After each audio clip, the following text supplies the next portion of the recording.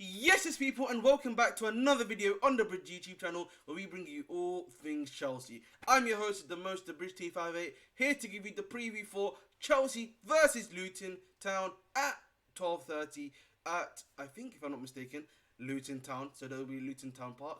Here we go. So, as always, I'll start with opposition, and that is Luton Town. Now, Luton have won 2 out of their last 5 games. The other 3 they have lost.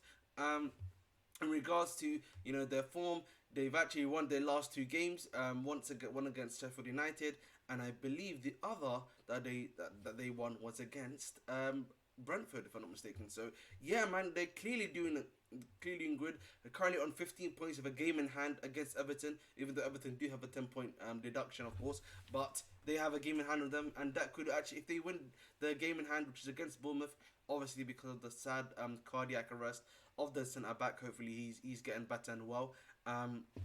They were currently drawing that, so they would have been 11 points with Everton and could have been outside the relegation zone. So Luton, man, they're battling. You know what I mean? They're battling, unlike Sheffield and Burnley. So we need to give them props compared to when we faced them at the beginning of the season to where they are now. You have to, you know what I mean?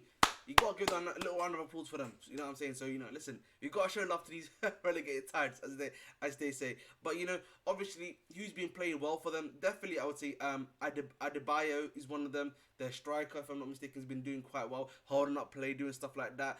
Oso is another one that I've been looking at. Centre back, if I'm not mistaken, who's been playing quite well. You've obviously got Kabore, who's one of their wing backs, does a good job there. And I'll be honest, bro, Andros Townsend, former Tottenham player, played for Everton, and he's not been doing too bad for them. Same with Ross Barkley, having a little cheeky renaissance at the bottom of the table, Luton Town, doing a job for them as well. So listen, man, they got a few ex-Premier League players that are doing good jobs, you know what I mean, at the end of the day, that are helping them to get to where they need to be at the end of the day. So it'll be interesting to see, obviously, what is going on in regards to them. Now, obviously, they've been playing a 3-4-3, but essentially with the other three like sort of like a centralized one, which is like bang, bang, and bang, if that makes sense. But that's what they've kind of been playing. But it's essentially, but listen, what their style of play is going to be. They can play a bit of like they can pass the ball out if they want to, but they also have the long ball option, of course, with Adebayo. So it's going to be interesting to see. Obviously, as Chelsea, we should be able to be handling these guys anyway. If we're trying to be extremely honest at the end of the day, we need wins, we need points to the board, whether we like it or not. Now, going into the actual fixture itself, talking about Chelsea, the handling of stuff, etc., etc. I think for me, this is the formation that Luton will play. So it will be Kaminsky, obviously, in goal. You will have a back 3 of Bell, Oslo, and Murgy. You will then have a 4 of Giles, Barkley, Sambi Lekonga, and Doherty. And then you have a 3 up front of Brown, Andros Townsend, and Adebayo. So that's what Chelsea will be more than likely facing against Luton. And obviously, it's going to be at their home.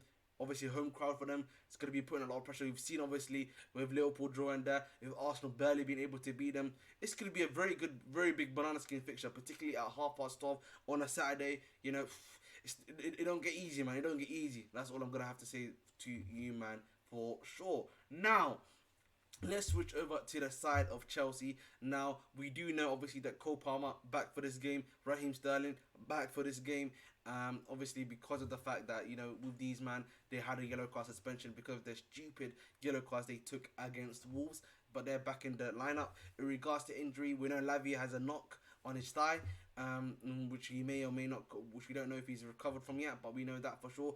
Ugochukwu obviously had the hamstring issue that he came off with. We don't know if he's going to be nice and ready to come back on yet, as of this video, which I'm recording at 1 p.m. In regards to any other things that I'm trying to think about in terms of injuries, obviously, Reece James, we already know, is out. Fofana out. Left backs, Chilwell, Kukurea out currently. So, we're not really expecting any of these guys to come back. Now, in regards to strikers, I think this is probably going to be Jackson's last game. Jackson has been called up for by Senegal to be in the AFCON, so he's definitely not going to be here at all. So he's definitely Wagwan. So what I mean, he's gone. So this is probably going to be his last game for Chelsea until I think the next 2 weeks, I would say. So there's that for sure. Now let's move on to what I would like to call what are the key things for Chelsea? I think for Chelsea, you got to score early. You got to keep on taking these chances that you've had. And Cuckoo literally missed a sitter. Jackson, obviously, he missed quite a sitter himself. If Broha's going to be playing up front, then he needs to make sure he's a bit more physical. And again, Mudryk, if he is going to be playing, of course, we know that he came off with what seemed to be an injury, but he was walking around after the game, so he probably looks like he might be able and fit to play. But I wouldn't be surprised if he plays Sterling, obviously because of the fact that we're facing Preston in the next game, and then we've got Middlesbrough on the weekend, if I'm not mistaken. So there's clearly quite a lot of factors that are clearly going to be coming and everything like that. So there's a lot of things to, again, think about, ponder upon, but if I'm gonna speak of the formation before I speak about the tactics per se, it's this. I think that Chelsea will be obviously playing my guy Petrovic in goal. We do know Sanchez apparently is almost back to full fitness, but the way Petrovic has been playing, I'm more than gladly to have Petrovic as my GK going forward because I prefer him over Sanchez. That's my personal opinion. Now, obviously, Gusto, right back. Gusto, listen, this channel was one of the first ones to tell you, yeah, Gusto was the one. He was the truth.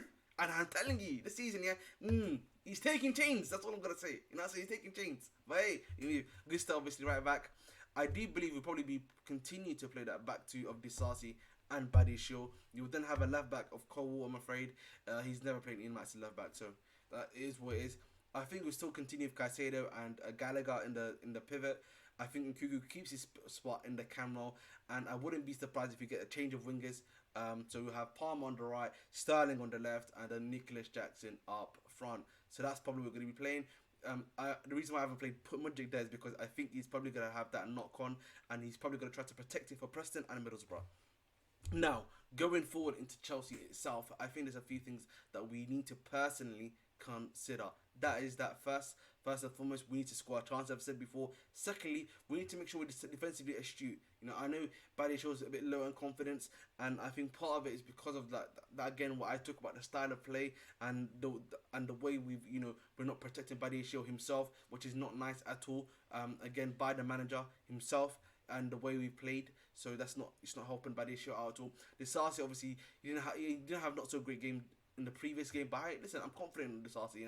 I think he's been having a pretty good, pretty alright season. I would say not alright season. Been doing what he's been told, doing what he needs to do, doing the job. So I respect that from Disasi a lot, man. I know a lot of people just want to call him disaster for no reason, and and just hate on the guy. But honestly, I just think he's been playing alright. That's what we need. We need to play alright. I don't. That's what I have to say on Disasi when it comes down to as a two. So I think that's alright. And going obviously from there. We need more action on that left hand side. Whoever's playing on the left hand side, Mudryk is basically just doing the job. When Mudryk was playing, he was doing the job of the wing back and the winger. Literally, that's what he was doing with Cole there, because Cole was not overlapping, doing nada, bro. So it was not easy for him at all. But on the other hand, if you look on the other side of the wing, you got basically my guy, none other than Malo Gusto cooking. He was doing well. Hopefully Gusto can continue that, because Gusto, man, you know what, man? I want to go from Gusto today, man. I want to go from Gusto tomorrow, I should say. I need Gusto to go tomorrow. Now, in regards to the other guys, Palmer, I want to see some. I want him to see what I've been seeing from him. A bit more early in the season, not that Willie and little with the right foot, left foot, and then cuts inside and shoots. We don't need that from you, broski. Chill out, broski. We don't need that right now. What I need from you is to cut. What I need from you is that more playmaking ability. And then if you can see a shot there, then play it. You know what I'm saying to you. And obviously Sterling again. Obviously he's probably going to be playing his best position on that other side. I want to see some more action from you, bro, because it's great that you can do everything, but when it comes to the actual thing, you know what I mean? The brain just logs off, man. You know what I'm saying? It's just logging off. We don't need that from you, broski. You know what I'm saying? We need something better from you if you're trying to be honest at all. Now, in regards to the striker Jackson, hopefully Jackson, bro, can get a goal or two again.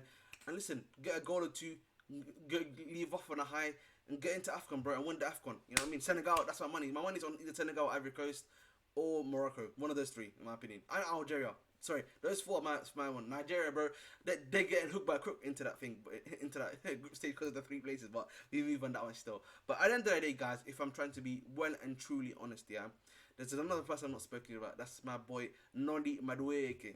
And I've said that before, bro.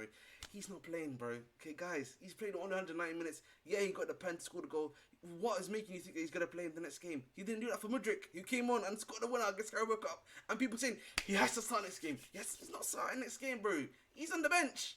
I'm telling you, you know what I mean? But listen, free Madueke still, man. Free my brother, fam. Free my brother. On this channel, we say free Madueke, innit? So love and guidance on him still. But guys, I think I've pretty much outlined what I think is gonna happen. In regards to my score prediction, though, I think Chelsea 2, Luton 0. I think if we can do that, I think we need a clean sheet anyway, and it's a perfect opportunity against Luton before going into the FA Cup fixture against Preston. So it is what it is. But that's the video, guys. As always, please make sure to continue to like, share, subscribe. I've been your host, the most of British Team 58. Dedicate your hearts, and as always, please make sure to stay blue.